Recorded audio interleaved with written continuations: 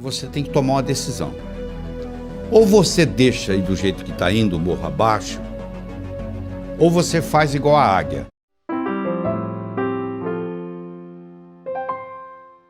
Uma águia nasce para viver 70 anos. 70 anos de vida. Só que quando chega aos 40, o bico dela está entortado, está velho, as garras já não são as mesmas, estão dificultando ela caçar, e a penugem dela já está fraca. Ela tem duas opções. Ou ela chuta o pau da barraca e deixa acontecer, e logo logo ela morre, ou ela resolve fazer um renascimento. Ela procura uma região onde tem uma pedra, onde tem água por perto, onde ela pode caçar roedores por ali, e ela decide ficar naquele lugar por 150 dias, 5 meses. E ela vai fazer o seguinte, ela vai pegar o bico e bater com o bico naquela pedra até o bico cair, e vai nascer um bico novo. Ela com o bico novo, ela vai arrancar as garras velhas e vai criar garras novas. E ela com o bico novo e as garras novas, ela vai tirar toda a penugem envelhecida e vai nascer penugem nova. E com 150 dias, com 5 meses, ela completa esse ciclo. E ela agora está de bico novo, garra nova, penugem nova. E ela agora está habilitada a voltar a caçar e a voar por mais 30 anos. Eu não sei qual a sua idade, mas eu sei que vai chegar um momento, se já não chegou na sua vida, que você tem que tomar uma decisão. Ou você deixa ir do jeito que está indo, morro abaixo, ou você faz igual a águia. Nós vamos agora aprender realizando suas metas. Primeiro você transforma os seus sonhos em metas. Depois você transforma suas metas em realidade. Como é que você faz isso? Muito simples. Primeiro, tem que ser sua. Por que você está estudando medicina? Ah, porque o papai gosta. Então manda seu pai fazer o vestibular. Ninguém tem direito de escolher profissão para os outros. Você tem que ter a meta sua, só pelo prazer de ter, para ela se manifestar no universo. É só isto, mais nada. O dinheiro vem como consequência. Então, primeiro tem que ser sua. Se está fazendo o que você gosta, se não tiver, você muda. Segundo, a sua meta tem que ser grande. A meta tem que ser específica. Ela tem que ser datada. Você tem que saber de onde você está saindo. Qualquer lugar que você quiser, você liga para mim e diz assim, como é que eu chego aí? Eu pergunto de onde você está. Onde você está? Ah, não sei. Então eu não posso lhe ajudar. Você precisa ir a qualquer lugar, você tem que saber de onde você está saindo. Quais são as suas qualidades. Põe uma meta que seja significativa. Ela tem que ter uma importância para você e para os outros. Não é uma coisa que só você vai se beneficiar. Se só você se beneficiar, ela não é ecológica. Às vezes ela não é ecológica nem para você. Ecológica, a meta sendo ecológica é importante. Eu não posso divulgar o meu trabalho pelo mundo todo e ao mesmo tempo passar 5 dias da semana com os meus filhos, com a minha família. Se eu quiser fazer a mesma coisa, simultaneamente, divulgar o meu trabalho e passar 5 dias com a minha família por semana, uma dessas duas não é ecológica, porque uma vai brigar com a outra. Porque eu estou querendo criar 2 metas praticamente antagônicas. Eu não posso viajar pelo mundo todo, pelo Brasil todo, e ao mesmo tempo ficar 5 dias com a minha família por semana. Então você tem que ver que uma meta não pode ir contra a outra. A sua meta, ela tem que ser relembrada com frequência. Não é você chegar no dia 31 de dezembro e escrever o que você quer para o ano seguinte. Você tem que estar constantemente olhando o que eu quero. Às vezes muda. Às vezes você perde o interesse, às vezes uma meta que você tinha, você fala, não quero mais. Eu tinha vontade de ter essa meta, hoje eu não quero mais, porque às vezes você trabalha anos por uma meta que você queria, e você esqueceu que não quer mais, e quando termina, e aí? E agora? Ah, eu não quero isso mais. Você podia ter decidido isso muito tempo atrás, porque os seus valores mudam, os seus interesses mudam. Quando eu tinha 20 anos de idade, eu era capaz de viajar 10, 20, 30 horas para pular carnaval. Hoje eu quero distância de carnaval. Ou seja, os meus interesses mudaram, os seus também. Avalie aquilo que mudou e não fique batalhando naquilo que você realmente às vezes não quer mais. Você tem também de fazer aquela divisão. Todas essas metas com essas características e divididas, aí sim vai ter um impacto diferente na sua vida. E você tem que fazer a meta Não é o que você quer em 1 ano, 2, 5, 10, não. É o contrário. É o que você quer em 10 anos, o que você quer em 5, é de lá para cá, ou seja, do futuro para o presente. Onde que eu quero estar daqui 10 anos? Para eu estar lá daqui 10 anos, onde que eu tenho que estar daqui 5? Para estar lá daqui 5, onde que eu tenho que estar daqui 1? Para estar lá daqui 1, onde que eu tenho que estar e assim por diante. Aí você descobre o que você vai ter que fazer amanhã de manhã, mas olhando lá na frente, nos 10 anos. Parece uma coisa simples, mas faz uma diferença enorme. Você primeiro olhar lá nos 10 anos e trazer de lá para cá, do que daqui para lá. Então, com essas características que eu acabei de lhe apresentar, que eu acho que você deve escutar, assistir esse vídeo várias vezes seguidas para saber as características da meta ser grande, ser sua, ser positiva, ser objetiva, ser datada, ser específica, ser significativa, ser ecológica, ser relembrada e ser comensurável. Uma coisa tem que ser medido. O que você quer? Eu quero mais felicidade. O que você quer? 20% mais feliz esse ano do que ano passado? Você pode medir felicidade.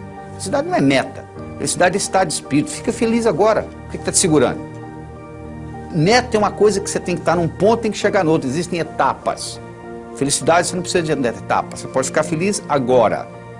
Então meta é coisa comensurável. Você pode medir. Eu quero isso, eu quero aquilo, eu quero tanto no banco. E isso tudo tem que ser relembrado com frequência. No momento que você começa a trabalhar com tudo isto, e eu criei um mnemônico chamado Pode-se Crer, que ajuda você a relembrar todos esses tópicos que nós só acabamos de discutir. Quando você começa a trabalhar com isto, e na hora que você escreve a sua meta, você leva em consideração todos esses pontos, o que vai acontecer é que as suas metas vão se manifestar numa velocidade enorme. Você quer um carro? Tá bom, que marca, que cor, como que é o painel, como que é o estufamento e etc. No momento que você começa com mais detalhes, no processo cibernético, isso se manifesta de uma forma diferente. O bolo do sucesso, onde eu escolhi 6 ingredientes. O primeiro é você ter uma boa autoestima. O número 1 é você. Primeiro você cuida de você. Você viu no avião? Lá vem a aeromoça lá e fala assim, ó, se por um acaso cair a concentração de oxigênio na cabine, vai cair uma máscara. Se você está com a criança, você faz o seguinte, você primeiro põe você, para depois cuidar da criança. Ou seja, let me be a better me for me, and I'll be a better me for you. Deixa eu ser uma pessoa melhor para mim, eu serei uma pessoa melhor para você. Você entendeu? O termômetro mede a temperatura da sala. Eu chego aqui, está 21 graus Celsius. É a temperatura da sala. Agora, isso é o termômetro. Agora, se eu colocar aqui um termostato e colocar 15 graus, mesmo que lá fora esteja 30, aqui dentro vai estar 15. Porque o termostato vai baixar a temperatura ou subir, de acordo com onde eu coloco a temperatura. A autoestima é um termostato para a vida. Quanto que eu mereço? Quanto é que você está ganhando? Se eu falar que você vai, mês que vem, multiplicar por 10 o seu faturamento, você vai acreditar? Não. Você fala, não é possível. Quem é que vai... Se ganho 1, mês que vem eu vou ganhar 10? Eu sei, mas por que você está ganhando 1 e o seu amigo está ganhando 4? Fazendo a mesma coisa. Com o mesmo talento. Pode ser que ele tenha um marketing melhor do que o seu, pode. Mas pode ser também que ele tenha um termostato de autoestima melhor do que o seu. Então, o que você merece é o que você tem. O merecimento que você acha que você vale está expresso aí na sua conta bancária, no carro que você dirige, na casa que você mora, na família que você tem. Está aí, é só você olhar. Se você quiser mais, você tem que sentir merecedor de mais.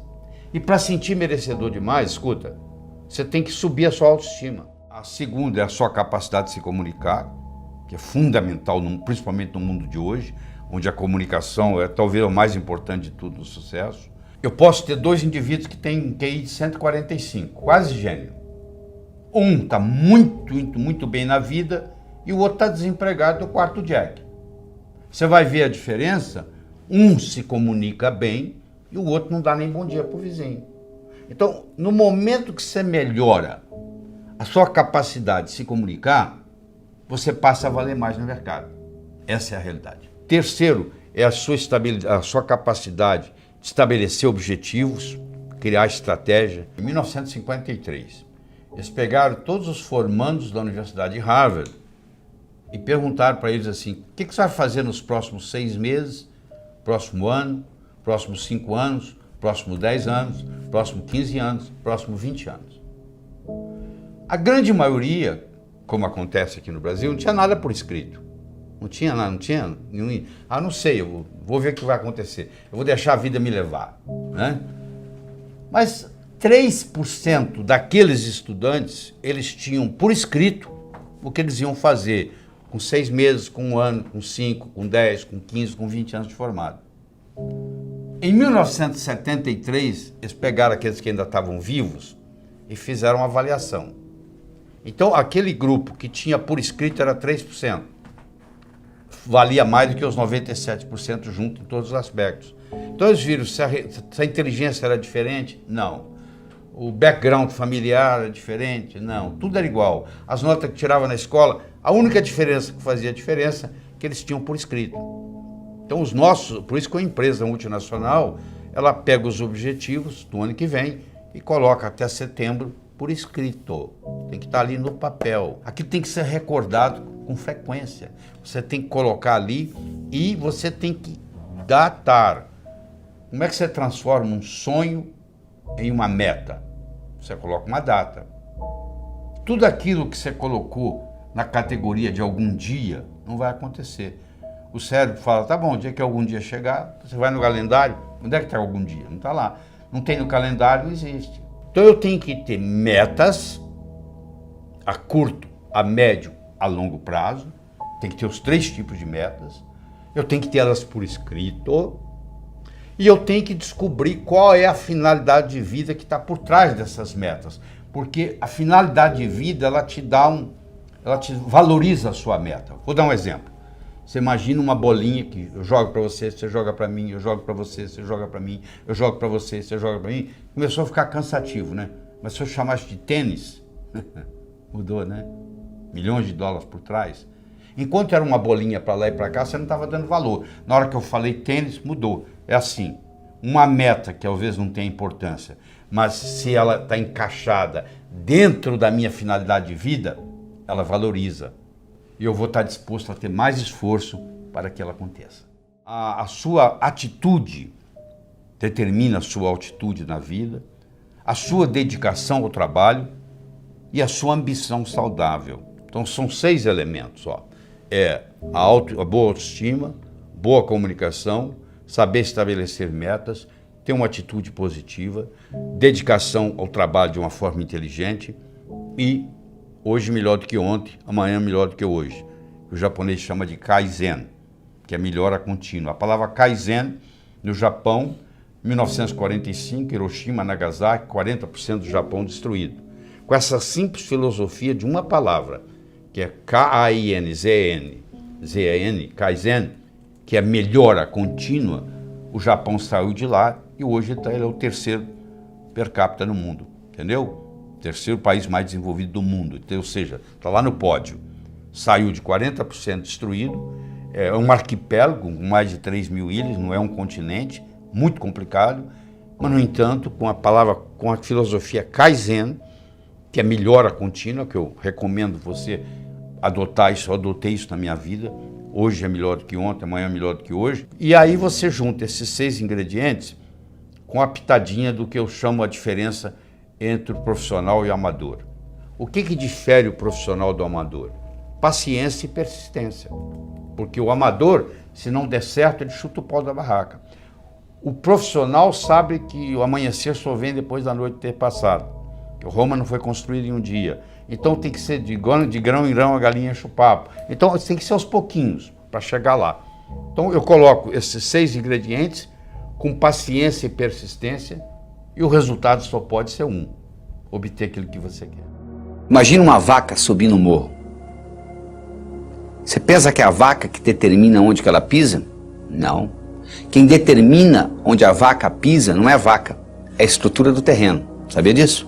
A única coisa que a vaca faz, ela procura o caminho mais fácil. A mesma coisa ocorre conosco.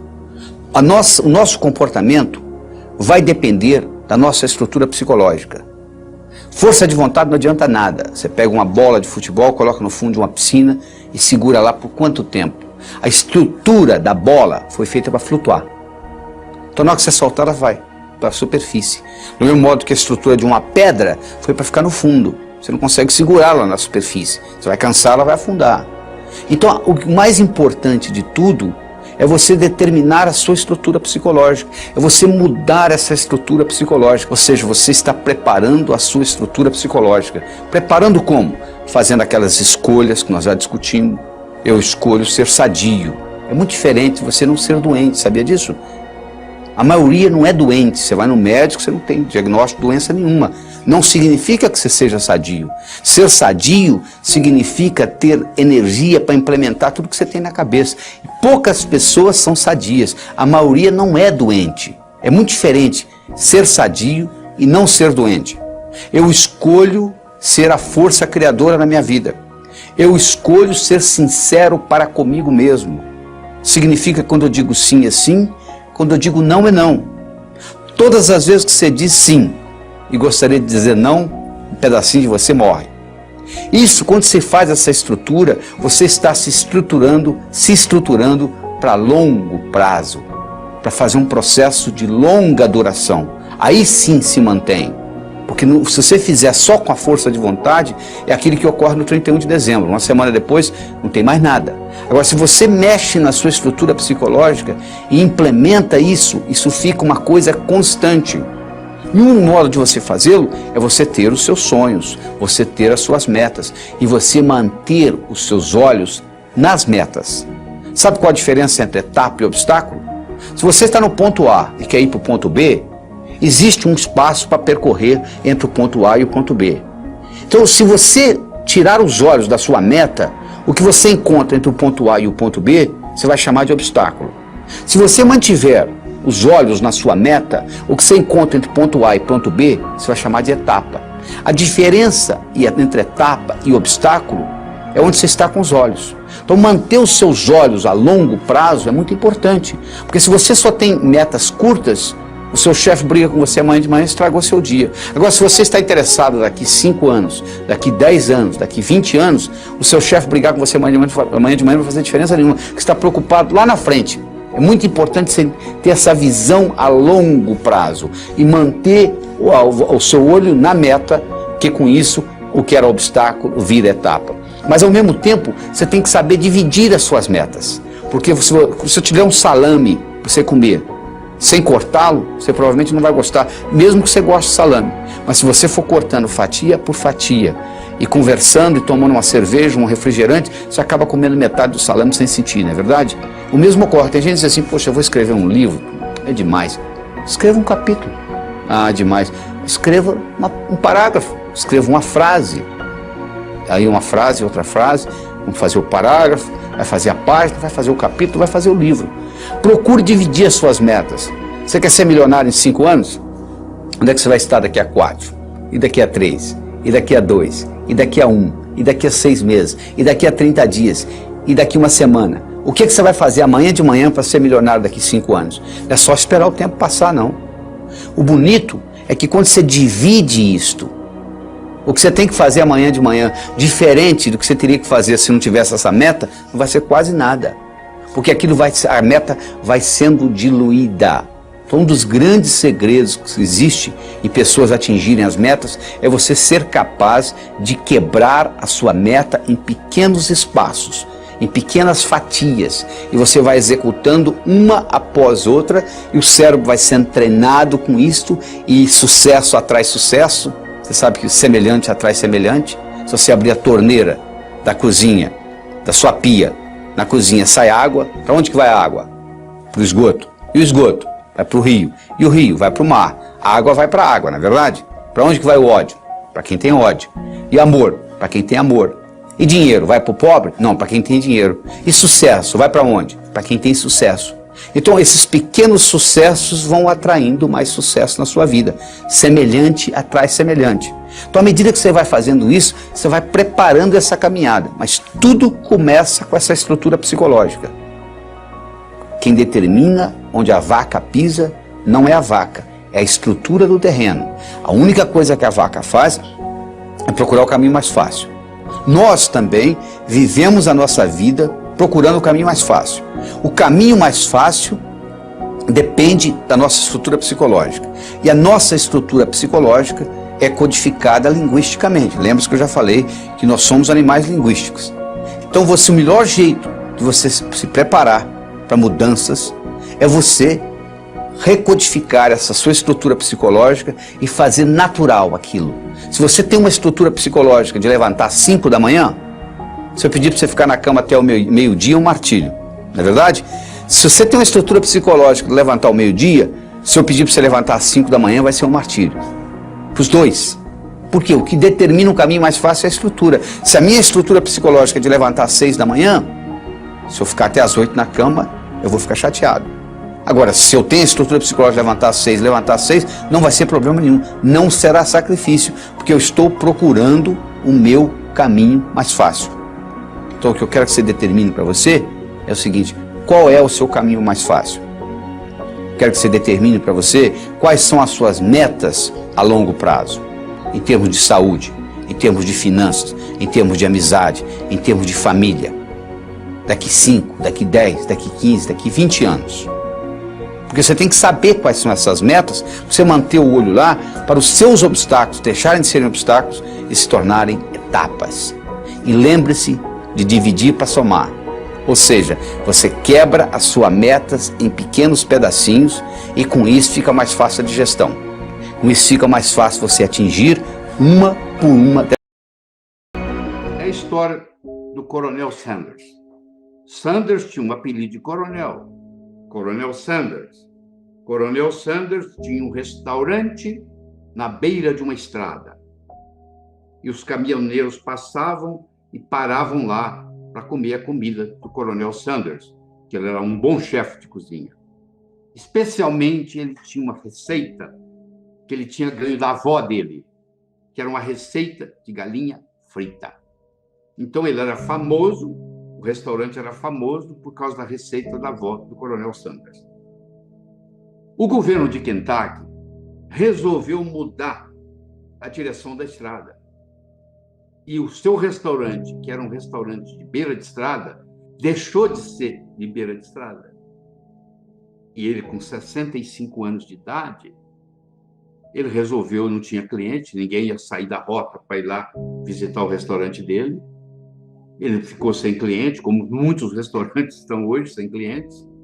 E aí, o que aconteceu? Ele pediu aposentadoria.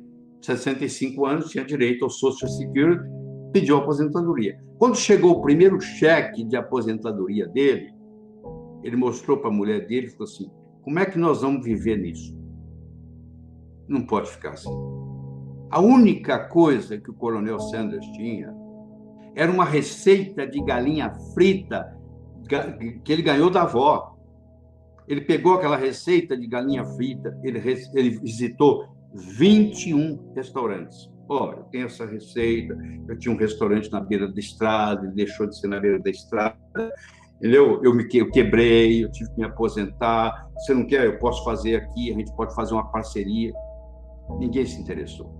Até que, finalmente, a persistência dele, o universo conspira a favor, chegou a hora. Ele chegou num deles e o indivíduo gostou da ideia. E falou assim: podemos fazer uma parceria. E a parceria começou. E aí foi fundado o Kentucky Fried Chicken.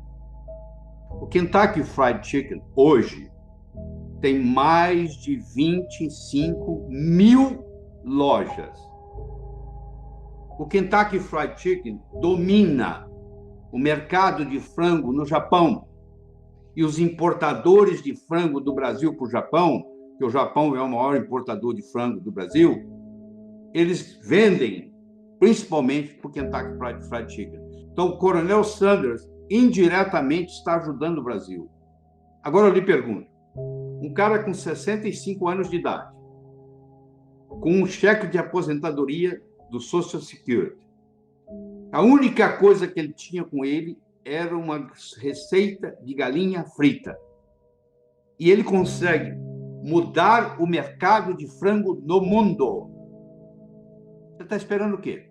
Era uma vez, numa pequena ilha da Grécia, havia um sábio, famosíssimo. Famoso porque, até aquele dia, todas as perguntas feitas a ele soube responder. E a fama dele transcendeu a Grécia. Vinha gente de longe. Mas um dia, um adolescente, conversando com um amigo dele, adolescente, disse: eu acho que eu sei como é que eu vou enganar esse sábio. Eu vou pegar um pequeno passarinho, vou esconder nas minhas mãos, vou levar para ele e vou perguntar se está vivo ou morto.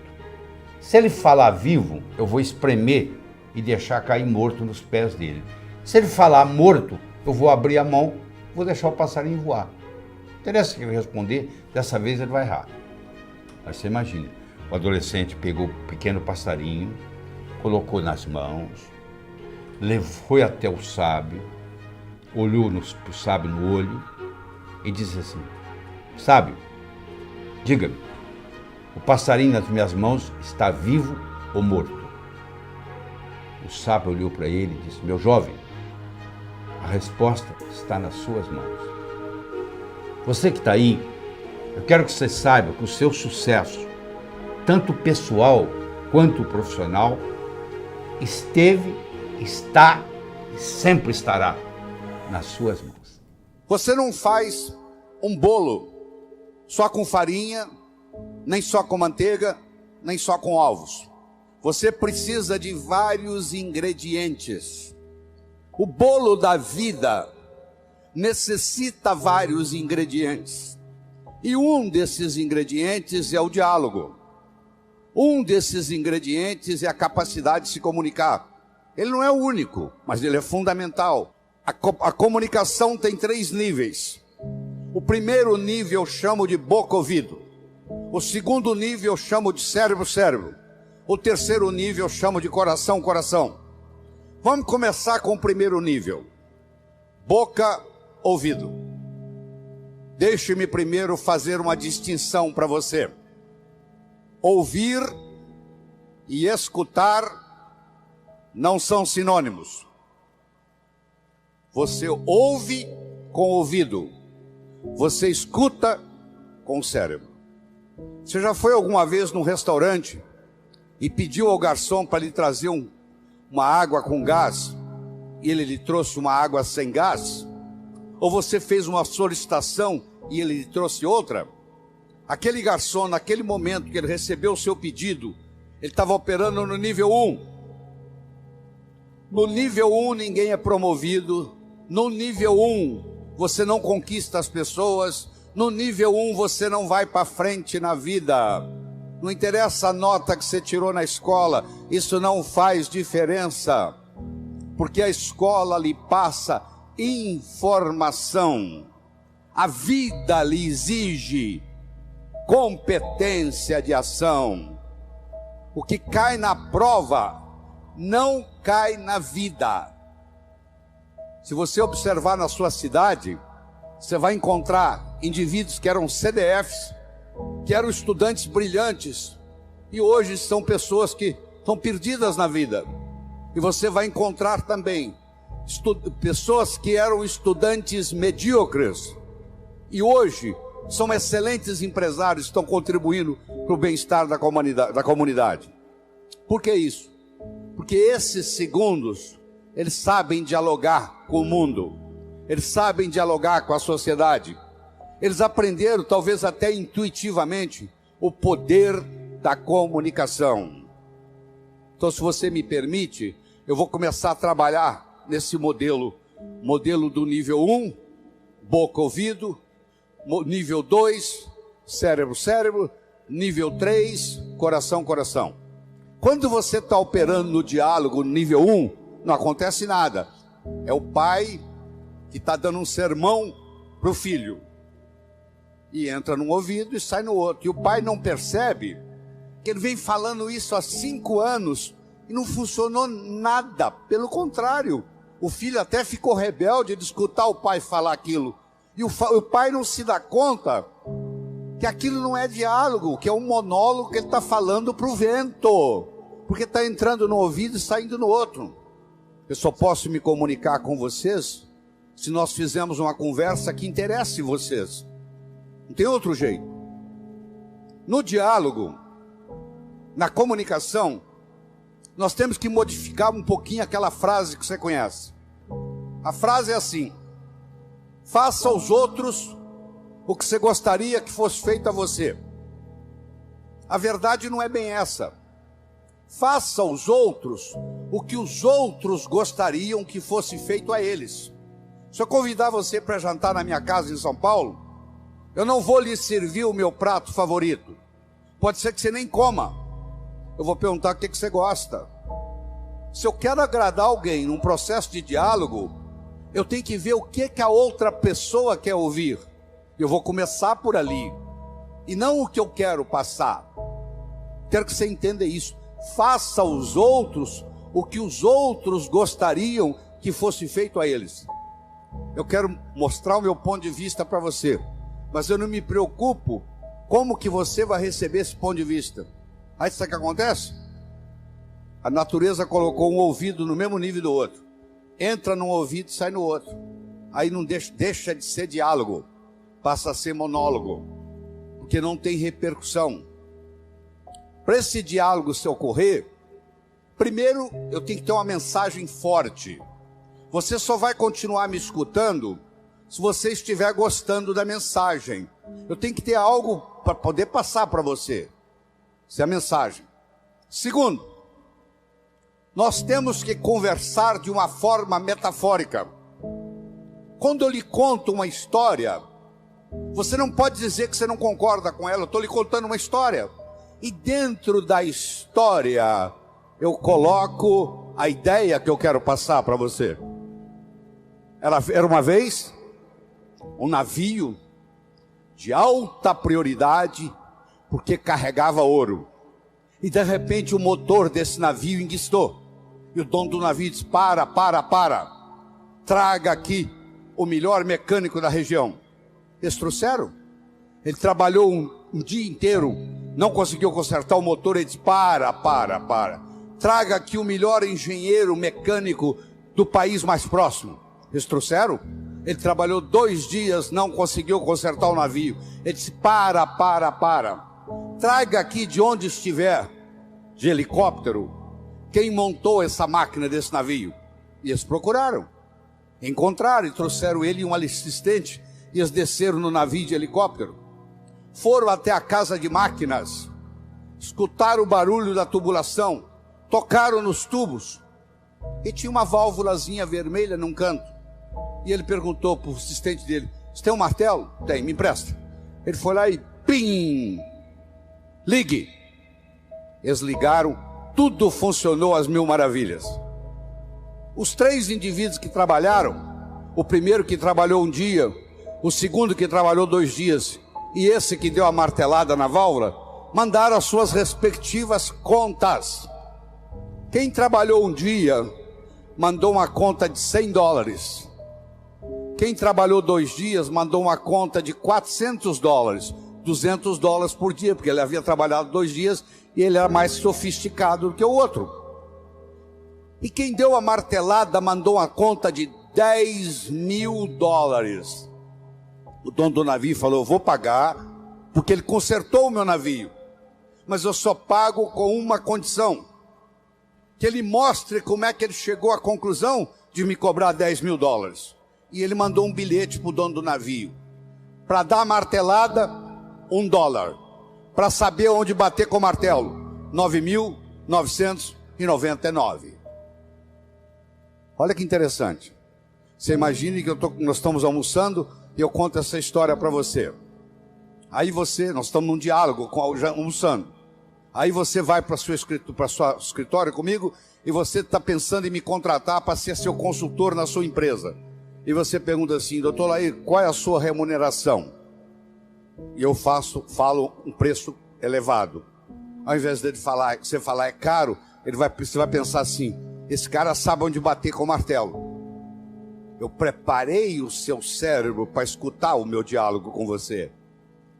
Através de quê? Através de uma história, através de uma metáfora.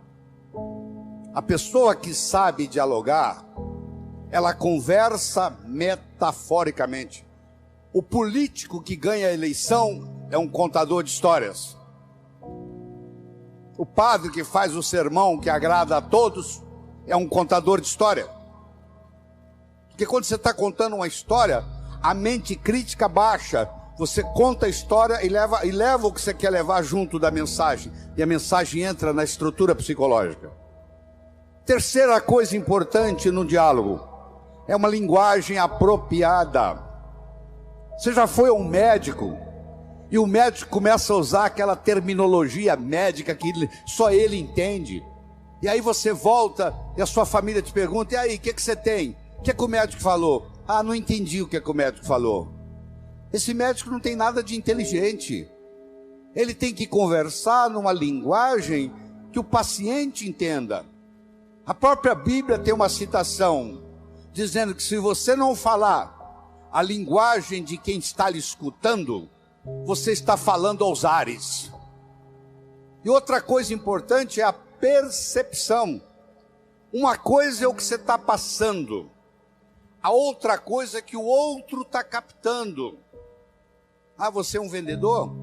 Sou. Você é um bom vendedor? Ótimo vendedor. E aí, você tem vendido bem? Não, tem vendido muito mal. Então você não é um bom vendedor. O aluno que diz que é bom aluno, ele tem que me mostrar um boletim bom. Eu não conheço bom aluno com boletim ruim. O mínimo que você tem que me mostrar como bom aluno são boas notas no boletim. Isso lhe caracteriza como bom aluno. Se você é vendedor e você não está vendendo o que você gostaria de vender, você vai me desculpar, a tecnologia, a abordagem que você está usando de vendas está sendo inadequada.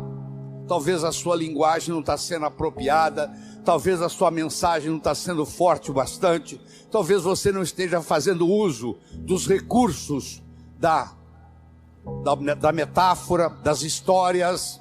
Semana passada teve um cliente aqui e eu falei para ele o seguinte: aí você pode falar o que você quiser. Você está falando, você está contando para esse cliente que está na sua frente o que você fez com o cliente da semana passada, o que você falou para ele. Mas na realidade você está falando para esse escutar, mas você usou o artifício metafórico de que você está falando para o outro. E quando você trabalha esse fenômeno do diálogo desse jeito, quando você termina, a pessoa se sente convidada a participar das suas ideias. Ela se sente... O filho, quando um pai sabe ter um diálogo com ele, quando termina o diálogo, o filho se sente convidado a experimentar o que o pai está falando para ver se dá certo. É um convite que ele recebe. Era uma vez um escritor que vivia à beira-mar. Ele tinha por costume caminhar na praia e à tarde e à noite ele escrevia. Uma manhã ele estava caminhando na praia e de longe ele avistou um jovem que dançava na areia. Aquilo despertou a curiosidade dele, ele se aproximou. Quando ele se aproximou, ele viu que o jovem não estava dançando. O jovem estava jogando coisas no oceano. Ele perguntou para o jovem: jovem, o que você está fazendo? O jovem respondeu: o sol está quente, a maré está baixa, essas estrelas do mar estão morrendo desidratadas aqui, eu estou jogando-as de volta ao oceano. Aí o escritor olhou para o jovem e disse: jovem, será que você não entende? Existem centenas e centenas e centenas de quilômetros de praia, centenas de milhares de estrelas do mar na areia. Você jogar uma ou outra de volta no oceano, no total não vai fazer diferença nenhuma. O jovem pegou uma estrela do mar, jogou no oceano, olhou para o escritor e disse: para essa eu fiz diferença. O escritor foi para casa. Naquela tarde ele não conseguiu escrever. Naquela noite ele não conseguiu dormir. Na manhã seguinte ele levantou-se, juntou o jovem e os dois juntos começaram a jogar estrelas do mar de volta ao oceano. Eu estou conversando com vocês quase 30 minutos. Eu não sei qual impacto essa conversa vai ter. Se vai entrar no ouvido, se vai sair no outro, se você achar que eu estou errado, etc. Mas eu vou dizer uma coisa: se fez diferença para um de vocês, já valeu a pena.